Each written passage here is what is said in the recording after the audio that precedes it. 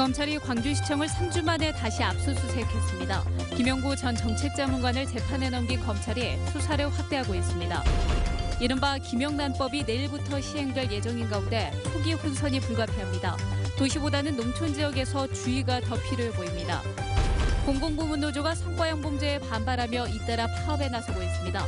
지역 사업장에서도 노조원들이 파업에 동참했지만 큰 불편은 없었습니다. 전봇대가 바로 인근에 있는 건설 현장에서 공사가 이루어지며 정전 위험에 노출되는 경우가 많지만 한전의 대책은 미흡합니다. 여러분 안녕하십니까?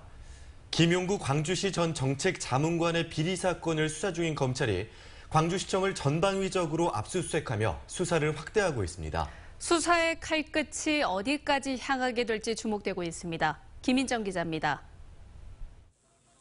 검찰 수사관들이 광주시청에 들이닥쳤습니다. 지난 8일에 이어 3주 만에 또다시 이루어진 압수수색입니다. 압수수색이 이루어진 곳은 세정 담당관실과 도시계획과 교통정책과 등 광주시청 10개 실과 사무실입니다. 이 부서들은 광주시 금고, 삼각동 고압 송전탑 지중화 사업, 송정역 복합 환승센터 등 광주시의 주요 현안 사업을 다루는 곳입니다. 검찰은 이 사업들과 관련된 서류들을 집중적으로 압수해간 것으로 알려졌습니다. 지난주 은행과 건설사들을 압수수색한 검찰이 추가 혐의를 포착하고 시청의 관련 부서에서 자료 수집에 나선 것으로 보입니다. 김용구 전 자문관은 알선 수재 혐의로 구속 기소됐습니다. 검찰은 김 전 자문관이 S건설로부터 자문료 명목으로 2억 6천만 원을 받기로 했고 이 가운데 1억 9천만 원을 받았지만 실제로는 관급공사 수주를 알선해주는 대가였던 것으로 보고 있습니다. S건설은 실제로는 해당 공사를 수주하지 못한 것으로 확인됐습니다. 비선 실세로 알려진 김 전 자문관이 기소되고 검찰의 수사가 광주시 사업 전반으로 확산되면서 사건의 파장이 어디까지 튈지 알 수 없게 됐습니다. MBC 뉴스 김인정입니다.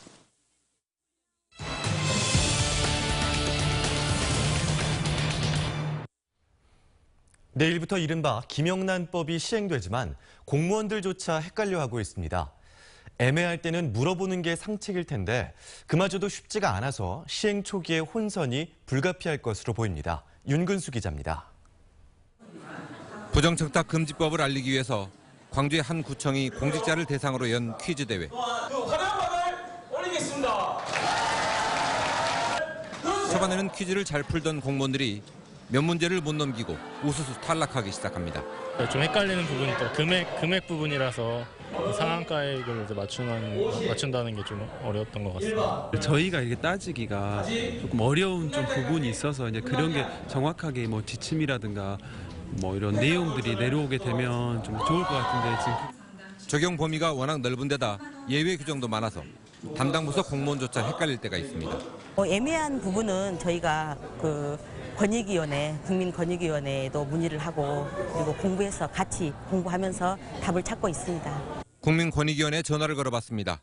통화량이 폭주해서 연결이 되지 않습니다. 청탁금지법 관련 문의사항은 국민권익위원회 홈페이지에 청탁금지법 문의하기 게시판을 이용해 주시기 바랍니다. 권익위 홈페이지에는 다양한 사례들에 대한 문의글들이 계속 올라오고 있지만 답변이 달리지 않고 있습니다. 이러다 보니 공직사회에서는 웬만하면 밖에서 밥도 먹지 말고 사람 만나는 것도 피하자는 분위기가 만들어지고 있습니다. 법에 익숙한 공직자들마저 제대로 알지 못하고 물어볼 것조차 마땅치 않은 상황 때문에 좋은 취지에도 불구하고 김영란법 시행 초기에는 혼란이 불가피할 걸로 보입니다. MBC 뉴스 윤홍수입니다. 청탁금지법, 이른바 김영란법이라고 하죠. 도시보다 연줄이 끈끈한 농어촌에서는 공무원보다 주민들이 더 신경 써야 합니다. 동네 형동생 사이가 곧 직무 관련이 있는 관계로 얽혀있는 경우가 많기 때문입니다. 양현승 기자가 취재했습니다. 청탁금지법 시대의 농어촌 지역에서 가장 큰 논란거리는 인간관계의 직무 연관성입니다. 지방공무원은 작은 단위의 생활 범위 안에서 학연과 지연으로 얽혀있는 경우가 국가직 공무원보다 많기 때문입니다. 특히 읍면사무소 직원들과 주민들의 관계는 헛갈립니다. 특히 읍면사무소 직원들은 이제 민원인과 민원인 이제 개인적인 관계와 이렇게 차이가 분명치가 않기 때문에 그런 부분들이 좀 어려움이 있을 거라고 생각합니다. 그동안 정으로 공무원들에게 건넸던 음식과 막걸리 한 잔이 앞으로는 부담이 될 수밖에 없습니다. 성의와 예의의 문제로 따지는 전통적 시각과 부정청탁 금지법 사이에서 고민해야 하기 때문입니다. 흔히 이장을 통해 마을 민원을 전달했던 관행은 3자를 통한 문제 해결 근절을 선언한 부정청탁 금지법과 배치됩니다. 거절 이후에도 이루어지는 청탁은 공무원이 신고를 하도록 돼 있어 아름아름해왔던 부탁과 혜택 요구는 인간관계를 어색하게 만들 수도 있습니다. 연고관계가 좀 깊어서 좀 아는 사람 아름아름 부탁하는 일이 많을 것으로 생각이 듭니다. 그렇기 때문에 조금 더 친한 사람의 부탁이라도 한 번 더 생각을 해보시고 이 법에 따라서 거절과 신고 의무를 다 하시면 큰 문제 없이 해결될 것으로 보입니다.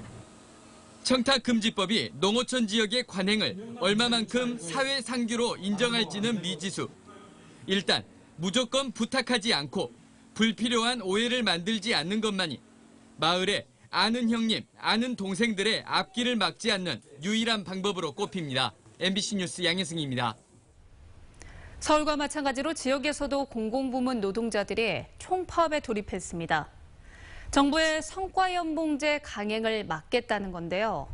노동자들은 왜 반발하는 걸까요? 정경욱 기자입니다. 기존 호봉제 대신 성과연봉제를 도입하려는 정부의 입장은 강경합니다. 신의 직장이라고 불리는 공공기관에 성과 중심의 조직 문화를 확산시켜 경쟁력을 강화하겠다고 강조합니다. 120개 공공기관 모두가 성과 연봉제를 도입할 수 있도록 적극 독려해 주기를 바랍니다. 하지만 공공부문 노동자들은 정부를 순수하게 보지 않고 있습니다. 지난 23일 금융노조에 이어 철도와 건강보험노조가 성과 연봉제 폐기를 촉구하며 총파업에 돌입한 이유입니다. 공정한 평가 시스템이 없는 가운데 성과 연봉제가 도입되면 특정 노동자를 저성과자로 낙인 찍어 해고나 퇴출시킬 수 있도록 악용될 수 있다는 겁니다. 노동조합조차도 결성하지 못하고 있는 절대 다수의 미조직 노동자들, 비정규직, 그리고 알바생, 완전한 무권리 상태로 전락할 것입니다. 노조를 위축시키기 위한 의도도 담겨 있다고 주장합니다. 노동조합에 대한 신뢰보다는 사측에 줄 서는 것으로 갈 것이 부르고 뻔하다. 그래서 노동조합 말살, 무력화로 뻔히 이어질 것이라고 보는 것입니다.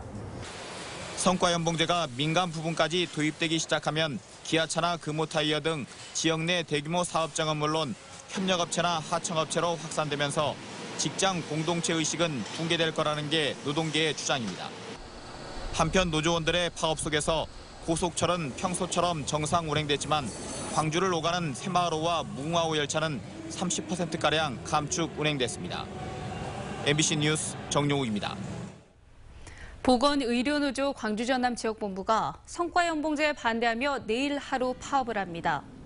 보건의료노조는 파업 전야제에서 의료 성과연봉제가 의료 민영화나 영리화와 직결된다며 폭력투쟁을 선언해 내일 하루 전남대병원을 비롯한 지역 대형 병원 등에서 진료 차질이 예상되고 있습니다. 2019 광주 세계 수영선수권대회 조직위원회가 개소식을 갖고 공식 업무에 들어갔습니다. 여기까지 오게 된 그간의 과정을 보면 우여곡절, 이 말이 절로 나올 정도입니다. 김철원 기자입니다.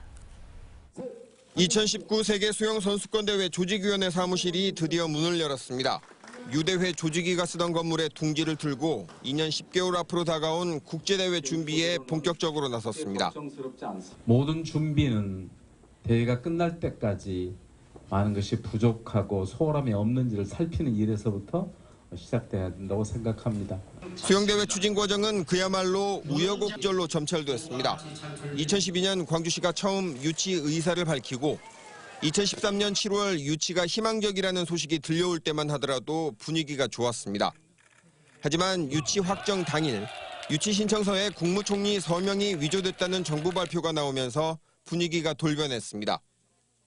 왜 말하자면 이 시점에서 정부가 그랬는지 난 정말 이해를 할 수 없고 어떻게 보면 참으로 개탄스러운 일입니다. 검찰 수사와 법원 판결 끝에 김윤석 총장 등이 선고 유예를 받긴 했지만 냉랭해진 정부의 분위기는 이후로도 회복되지 못했습니다. 경기지원법에 예산을 지원할 수는 있다고 규정되어 있습니다. 다만 광주 수영대회만은 유치 과정서부터 매끄럽게 처리하지 못한 부분 때문에 민선 6기 들어서는 대회 포기 논란과 선수촌 선정을 둘러싼 잡음에 인사 문제가 불거지기도 했습니다. 최근 구속된 김영구 광주시 전 정책자문관이 수영대회 집행위원회 스스로를 추천했다 사퇴했는가 하면 사무총장 선임 과정도 매끄럽지 못했습니다. 이제 걱정은 촉박한 준비 일정과 충분히 확보하지 못한 대회 예산입니다. 2년 10개월 안에 송정주공 재건축을 통해 선수촌 등을 완벽히 준비해야 하고 2천억 원에 달하는 예산을 확보해야 합니다. 현재 타이밍을 아직은 놓치지 않고 준비해 나가기 때문에 앞으로 우리가 차근차근 해나간다면 시간에 쫓기는 일은 없을 것이다. 먼 길을 돌아온 수영 선수권 대회. 이제는 각종 논란을 털고 속도를 내야 할 때입니다. MBC 뉴스 김철원입니다. 어젯밤 광주 남구 일대에서 발생한 갑작스러운 정전 때문에 많은 주민들 놀라셨을 텐데요. 알고 보니 전봇대 바로 옆에 건설 현장이 있어 예견된 사고였습니다. 이렇게 위험해 보이는 경우가 종종 있는데도 한전의 안전 대책은 미비합니다. 송정근 기자입니다. 어제 저녁 7시 30분쯤 갑작스러운 폭발음과 함께 광주 남구 일대의 일부 아파트와 단독주택 상가 등이 정전됐습니다. 3시간 만에 모두 복구됐지만 아파트 주민들이 큰 불편을 겪었고 5명은 승강기에 갇혀 구조되기도 했습니다. 정전의 원인은 전봇대 바로 옆에 있었던 신축 공사 현장. 임시 구조물이 기울며 전선을 끄는 겁니다. 공사를 하기 위해 설치해둔 임시 가설물이 보시는 것처럼 전봇대와 1m도 떨어지지 않게 설치돼 있다 보니 정전 사고가 발생한 겁니다. 아슬아슬한 모습에 주민들은 한전에 몇 차례나 조치를 요청했지만 한전이 취한 조치는 전선을 고무로 감싸는 것뿐이었습니다. 그러나 사고 앞에선 역부족이었습니다. 위험한 부분은 최소한 해달라 이야기를 했어요. 제가 말을 잘못 안 하면 온 거예요. 일단. 이렇게 공사 현장이 전봇대와 가까워 정전과 안전사고 등이 우려될 경우 사업주가 돈을 들여 전봇대를 옮겨주는 게 최선이지만 대부분 그대로 두고 있습니다. 한전이 매번 취하는 조치 역시 전선을 고무로 감싸고 순찰을 도는 것뿐입니다. 내가 현장 수시로 순시를 하면서 저희가 이제 전력성 근접하지 않게끔 조심해서 작업을 해달라고 안내 활동을 이제 꾸준히 하고 있고 그런데 더 그런 것들은 강화해 나갈 예정입니다. 현재 광주 지역의 공사 현장 가운데 전봇대와의 거리가 지나치게 가까워 고무 방호관으로 전선을 감싸둔 곳은 20여 곳에 이릅니다. MBC 뉴스 송정근입니다.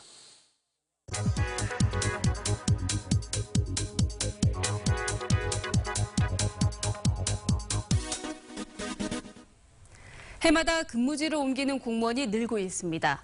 어찌 된 일일까요? 지난해 광주 5개 구청에서 본청으로 옮기거나 다른 직급으로 이동하면서 그만둔 공무원은 20명 정도입니다. 지난 2012년 2명에 불과했던 것이요. 3년 만에 10배나 증가했습니다. 같은 기간 전남 지역의 상황은 더 심했습니다. 지난 2012년 2명의 공무원만 일선시 군청에서 본청으로 근무지를 바꿨는데요. 지난해 50명을 웃돌면서 3년 사이에 이렇게 25배 이상으로 급격하게 늘었습니다. 생활 여건과 근무 환경이 열악해서 지방공무원 임용령에서 정한 일정 기간의 근무가 끝나자마자 더 나은 환경을 찾아 떠나는 겁니다. 상황이 이렇다 보니 일부 시군과 구청에서는요, 공무원 부족 현상도 겪고 있습니다. 공직의 공동화 현상을 방지하기 위해선 지자체 공무원들이 지역에 안착할 수 있도록 환경 개선이 시급해 보입니다. 카드뉴스였습니다. 해외 기업형 콜센터를 차려놓고 수십억 원대 전화 금융 사기를 저지른 일당이 경찰에 붙잡혔습니다. 광주지방경찰청은 지난해 6월부터 중국 등지의 보이스피싱 사무실을 차려놓고 200여 명에게 전화를 걸어 31억 원 상당을 가로챈 혐의로 31살 이모 씨 등 22명을 구속하고 조직원 20명은 불구속 입건했습니다. 또 총책인 42살 박모 씨 등에 대해서는 국제 수배를 내리고 뒤를 쫓고 있습니다. 이들은 피해자들에게 전화를 걸어 기존 금리보다 낮은 금리로 대출을 받을 수 있게 해주겠다고 속여 범행을 저지른 것으로 드러났습니다. 경찰이 쏜 물대포를 맞고 의식불명이 됐다 숨진 고 백남기 농민에 대한 추모와 애도가 이어지고 있습니다. 광주 지역 시민사회단체들은 광주의 전남도청 앞 민주광장에 꾸려진 분향소에서 오늘 오전 합동 분향을 갖고 백남기 농민의 사망과 관련해 국가폭력 진상규명과 책임자 처벌을 요구했습니다. 장희구 광주시 교육감은 추모 인사말을 통해 공권력이 물대포라는 폭압적인 방법으로 백남기 농민을 사망에 이르게 했다며 이는 도저히 용서할 수 없는 야만적 행동이라고 발언했습니다. 광주 MBC와 광주 서구청은 주민들에게 유익한 정보를 제공하고 평생교육을 실현하기 위해서 교양강좌와 서구 아카데미를 공동 개최하기로 협약했습니다. 협약에 따라 광주 MBC와 서구청은 내년 말까지 우수한 강사를 초청하는 데 적극 협조하고 많은 주민들이 강좌에 참여할 수 있도록 함께 홍보할 예정입니다. 지난 20일 전남에서 올 들어 첫 일본뇌염 환자가 발생함에 따라 각별한 주의가 당부됩니다. 전라남도에 따르면 해남에 거주하는 50대 남성이 지난 6일 의식이 저하된 상태로 발견돼 광주의 한 대학병원에서 검사한 결과 일본뇌염 양성으로 확진돼 치료를 받고 있습니다. 전라남도는 모기에 의한 일본뇌염 감염으로 보고 동물 축사와 물 웅덩이 등 작은 빨간집 모기 서식지 방역 소독과 주민 홍보를 강화하도록 시군에 시급 전달했습니다.